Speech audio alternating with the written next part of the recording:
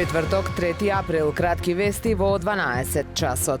Борбата против корупцијата и за владење на правото не се води со празни зборови. Бараме итно да ги спроведете уставот, законите и меѓународното право во случајот со хотелот на Девелоп Груп во Горица. Е наведено во писмото на Еколошкото здружение на граѓани Фронт 2142 и граѓанската иницијатива Охрид СОС, што го испратија до надлежните институции, а во врска со хотелскиот комплекс кај Горица. Посочуваат дека се гради спротивно на уставот, со противзаконско одобрение за градба, издадено од општина Охрид на 6 април 2012 година, без одобрена студија за оценка на влијанието врз животната средина и елаборат за животна средина. Бараат владата, Министерството за животна средина и општина Охрид итно и без одлагање да обезбедат стопирање на изградбата во Горица, отстранување на градбата и враќање на природата во изворна состојба од пред 2011 година со пошумување. Семејството на охридјанката Наташа Соврановски, 25 годишната жена и мајка на едногодишно девојче која 25 дена откако исчезна беше пронајдена убиена во шума во Германија, се уште ја чека правдата за настанот кој се случи во септември минатата година. Откако потрагата заврши со лош крај, бил притворен 45 годишен маж осомничен за убиство од небрежност. Таткото на Наташа изјави дека станувало збор за нејзиниот партнер, германец по потекло со кого таа живеела во вонбрачна заедница и имале заедничка ќерка.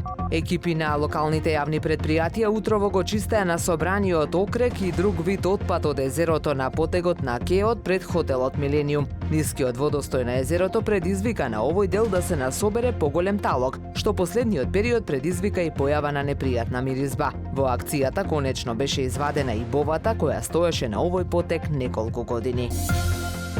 Времето денес променливо облачно со повремени сончеви периоди. Дува слаб до умерен северозападен ветер. Максималната температура во Охрид до 14 степени. Повеќе информации на ohridpress.com.mk.